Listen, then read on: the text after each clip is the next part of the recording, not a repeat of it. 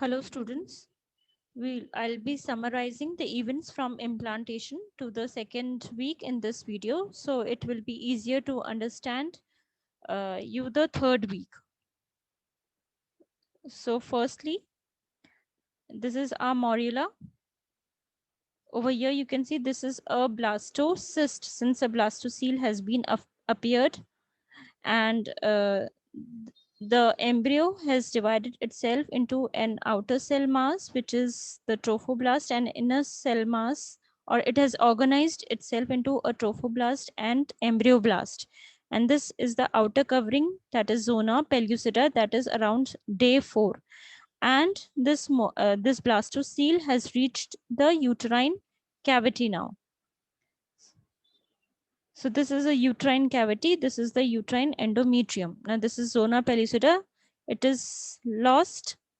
It disappears, and finally the blastocyst, it will invade the uterine endometrium. So normal area, this is the anterior uterine wall for implantation. Now this is the 5th day. Now you can see this is the stratum compactum of the endometrium. The stratum basale is spared. Only it will implant itself into the compact layer or the surface epithelium.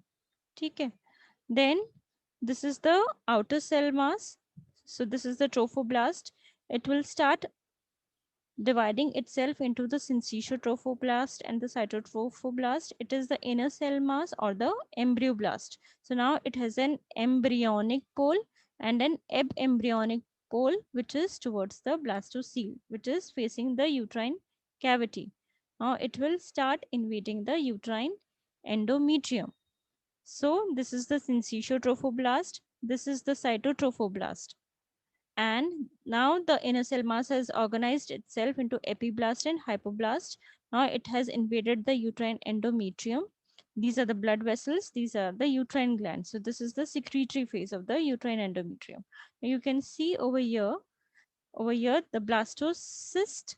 This is the blastocyst, and this is the blastocele has been expanded.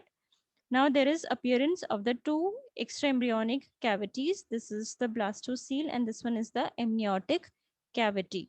So this is the epiblast cells and this is the hypoblast cells. The outer cell mass organized into syncytial trophoblast and the cytotrophoblast. This is till day 6th and 7th.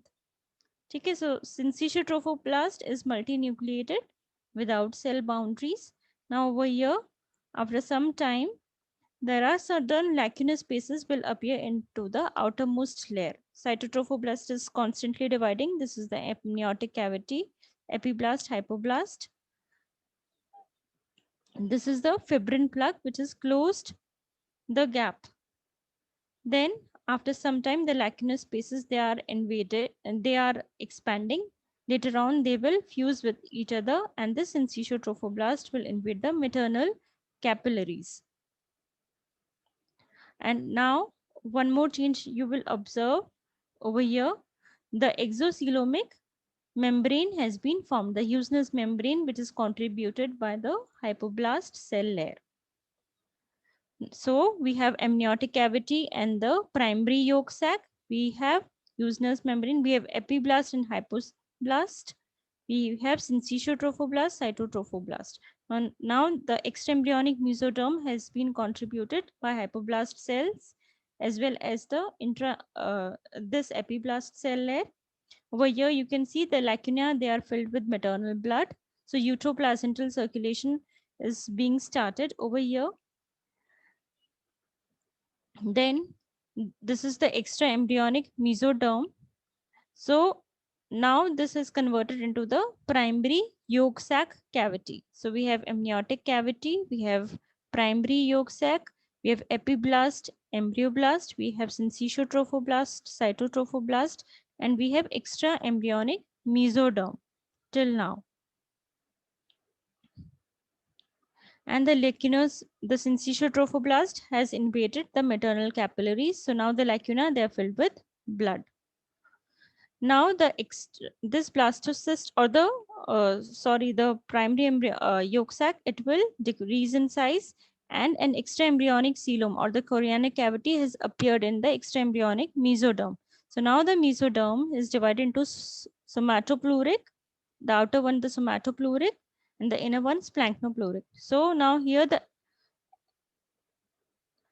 this is the amniotic cavity. Now the epiblast cell, they will proliferate and they will form a flattened roof of the amniogenic cells. So the splanchnopluric mesoderm and the amniogenic cells will form the amnion, right? This is the bilaminar germ disc.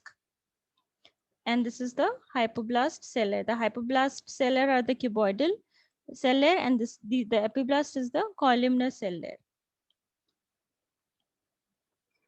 Now, one more change, that was amnion. Now the chorion is the somatopleuric mesoderm along with the cytotrophoblast cell.